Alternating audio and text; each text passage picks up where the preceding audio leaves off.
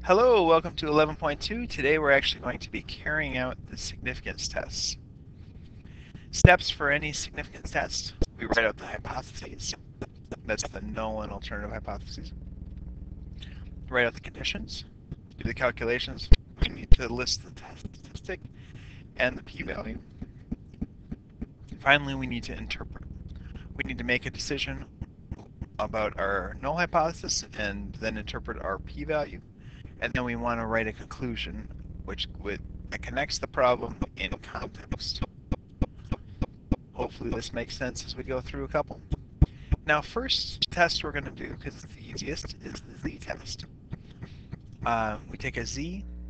Our z value is x minus the null mean divided by the standard deviation of the square root of n. If our alternative hypothesis is greater than, we'll just check the right-hand side of the normal graph. If it's less than, we'll just take the left-hand side. And if it's not equal to, we have to check both sides. So here's an example of a two-tailed test. A medical director of a large company is concerned about the effects of stress on the company's younger executives. According to the National Center of Health Statistics, the mean systolic blood pressure for males between 35 and 44 years old is 128. The standard deviation is of this population is 15. The medical director examines medical records of 72 male executives in this age group and finds their mean systolic blood pressure to be an X bar of 129.93. Is this evidence that the mean blood pressure for all the company's younger male executives is different from the national average? All right. Let's put this up here, and let's do the hypotheses. First thing we want to know is our null hypothesis. We want our mean to equal the mean for the population, which is 128. Now our alternative hypothesis is the mean is not equal to 128. It doesn't say find evidence that it's less than or greater than. We just want to know if it's different. So what we need to define what mean is, mu is. Mu is the mean blood pressure for the company's young executives.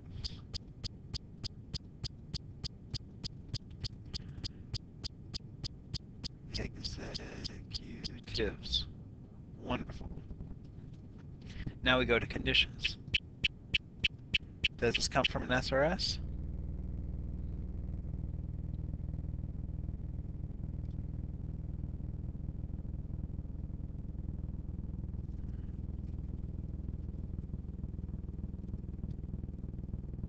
And it doesn't say that it comes from an SRS, so it doesn't come from an SRS. Or I couldn't find it the second time I read through there. So we won't be able to generalize this as well. Now we want to look for normality. It looks at 72, so data is approximately normal.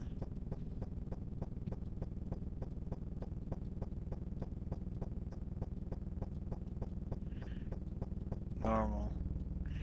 Because, or we could say by central limit theorem, because 72 is much greater than 30. The observations are independent.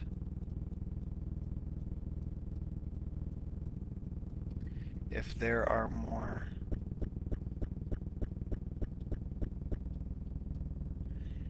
than 72 times 10, 720 young male executives.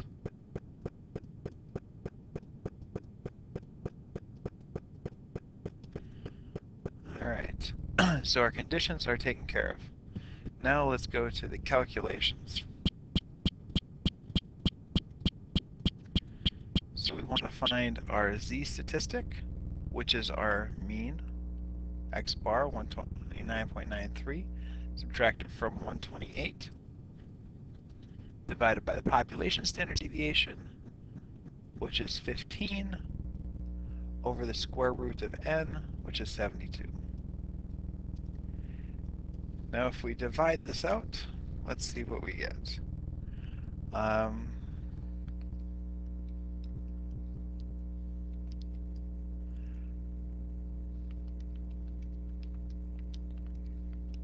I got 1.93 divided by 1.767766953, which is 1.09. So that's my z-test statistic. So now I want to find my p-value. Since this is two-sided, we want to see how many values are as extreme or more extreme than 1.1 from the standard deviation. So I need to multiply 2 times the probability that my z-score is greater than 1.09. So I'll do a normal CDF from 1.09 to infinity, and then multiply that value by 2, and I got 0.2757. Now this is a pretty high p-value.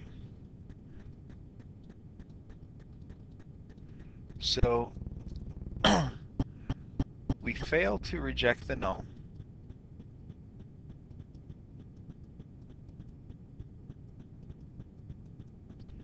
because the p-value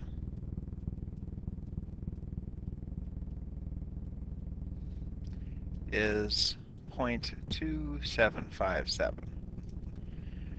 So we say we do not have evidence, or we don't have evidence that the company's young executives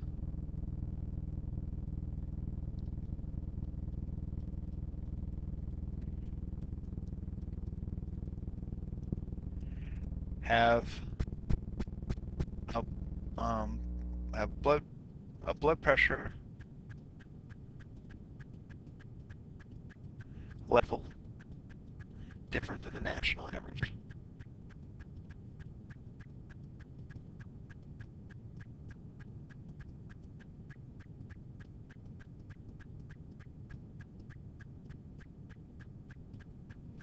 All right, so we didn't prove anything right or wrong, but we didn't have evidence to say that this was wrong. This one, we don't know what exactly is right because we just have a sample, so we can't say what the truth is of the entire population. Well, all we can say is we don't have evidence that this is false. Failing to find evidence against the null hypothesis only means that the data are not consistent with the null hypothesis, not that we have clear evidence that the null hypothesis is true. Now this is a one-tailed test. A company medical director institutes a health promotion campaign to encourage employees to exercise more and eat a healthier diet. One measure of effectiveness of such a program is a drop in blood pressure. The director chooses a random sample of 50 employees and compares the blood pressures from a physical exam given before and after, began before the campaign and again a year later. The mean change in systolic blood pressure in these 50 employees was an X bar of -6. We take a population standard deviation to be 20, and the director wants to use a 0.05 significance.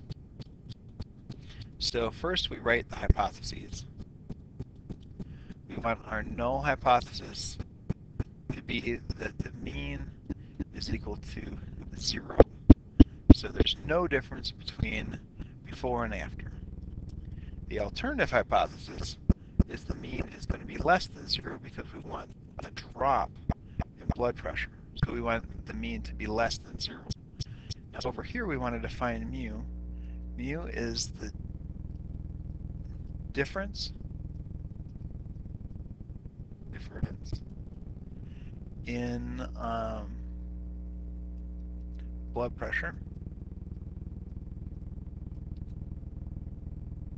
Should be PRE between before and after.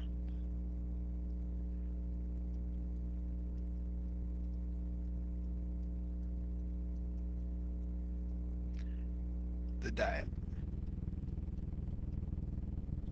All right, so now we look at the conditions. Data come from a random sample.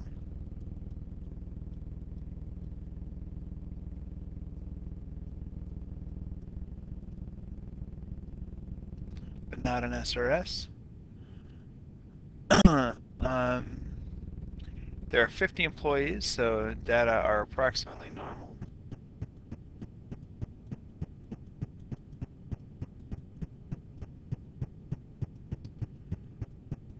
By central limit theorem, because 50 is greater than 30. Observations are independent.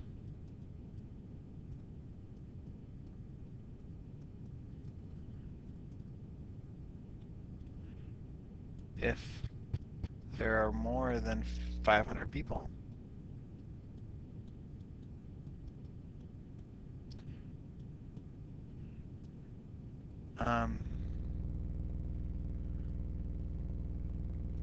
In the company.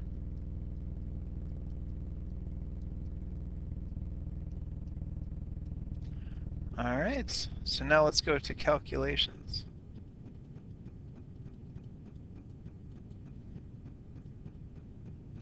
So for calculations, we'll want the mean,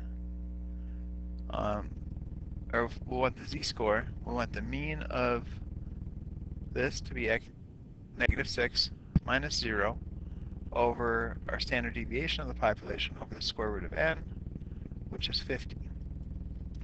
So -6 minus 0 is -6 over 20 over the square root of 50 is 2.828. So -6 over that answer is, our z statistic is -2.12.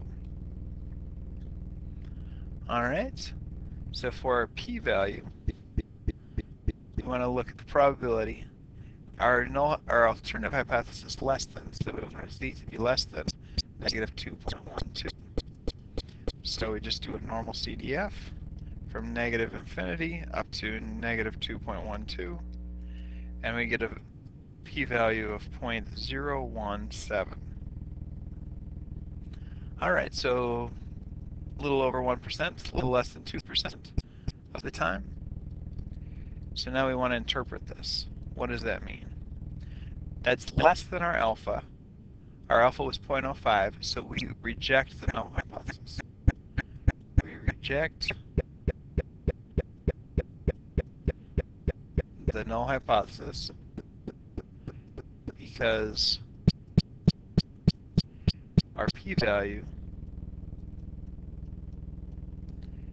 is 0.017. So now we want to write a statement connecting it and in context. We have evidence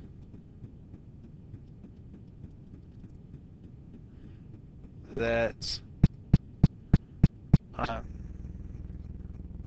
blood pressure levels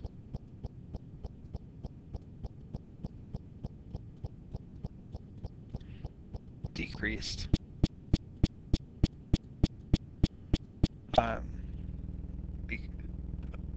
from the diet.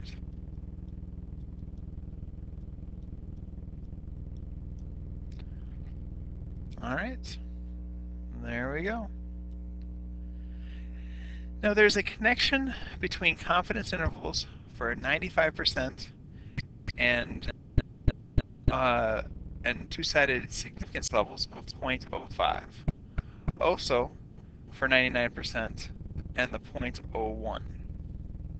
Now this is a little hard to understand, but I'm going to try to break it down for you. Now if we have a two-sided confidence interval,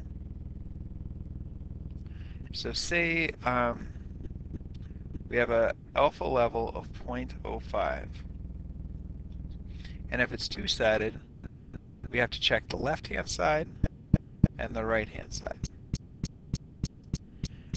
when the alpha level is 0.05, that means that this rejection area here and here has to add up to 5%, or each of them being 0.025.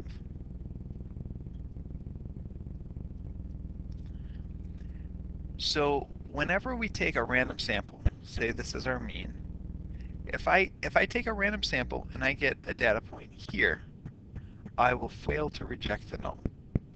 If I get a point out here, I will reject the null. So, and likewise, if I get it here in the white space, I'll fail to reject the null. If it comes out here, I will reject the null. All right. Now, using a 95% confidence interval with this, so 95% confidence, if I got a point out here in this rejection level, with a 95% confidence interval, this will not contain the mean. So the 95% confidence interval will not stretch enough to contain the mean. However, if I got it just in this white area, it will stretch enough to contain the mean. So that is a connection between the confidence interval of 95% and the two-sided significance level of 0.05. So when we write this up, a level alpha two-sided significance test rejects a null hypothesis exactly where the null hypothesis falls outside the level of 1 minus alpha confidence level. It's a technical way of just saying what we just did. All right, we have one more example before the end of the day. Now, the Dealey laboratory analyzes specimens of a drug to determine the concentration of an active ingredient. The chemical analyses are not perfectly precise. Repeated measurements of the same specimen will give slightly different results. The results of repeated measurements follow a normal distribution quite closely. The analysis procedure has no bias, so the mean of the population of all measurements is the true concentration of the specimen. The standard deviation of the distribution of this property of analysis method is known to be 0.0068 grams per liter. The laboratory analyzes each specimen 3 times and reports the mean result. The client sends the specimen for which the concentration active ingredient is supposed to be 0.86%, and the 3 analyses give the concentration 0.84, 0.83, and 0.84. Is that significant evidence at the 1% level that the true concentration is not 0.86? All right. So reduce that size, put it up here. So our null hypothesis is that the mean is 0.86. And our alternative hypothesis is that it's just not 0.86. All right, so mu is the percentage of active ingredient in whatever this is.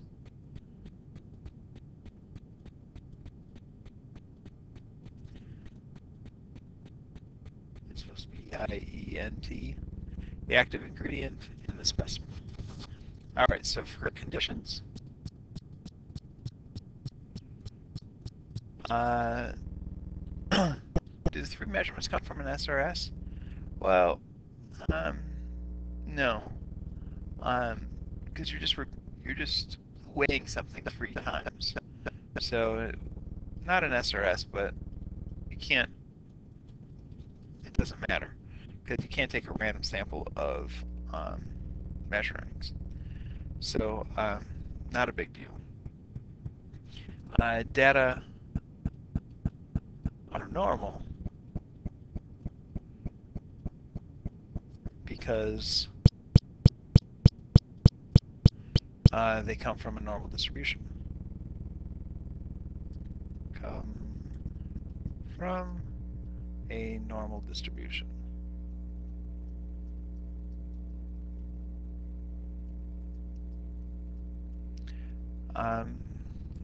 Each and then we just want to say something about how each uh, measurement is independent.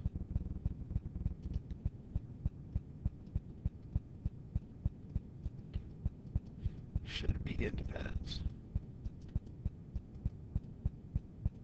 Now it wouldn't it wouldn't make any sense to say n is greater than or equal to 10 times little n. Say that there's more than 30 measurements out there. You're measuring. You just want to make sure each measurement is independent of the previous one. Now for calculations, now we want our z to be our x bar minus our null mean over standard deviation of the square root of n. All right, I found the mean to be 0.8404 minus our null mean, which is 0.86. Divide that by our standard deviation of 0.0068 over the square root of 3.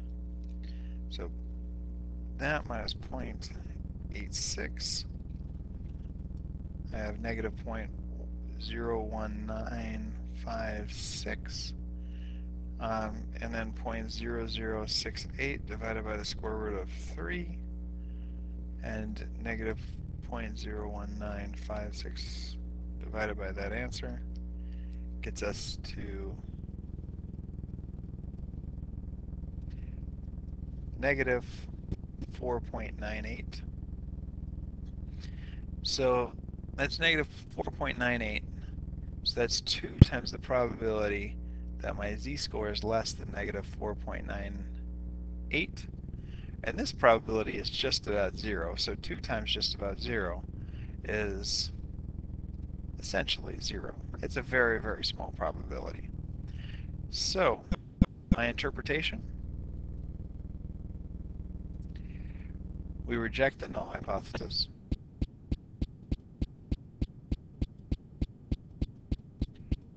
Because our p-value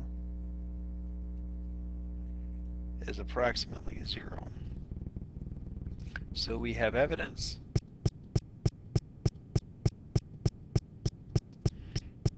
that the active ingredient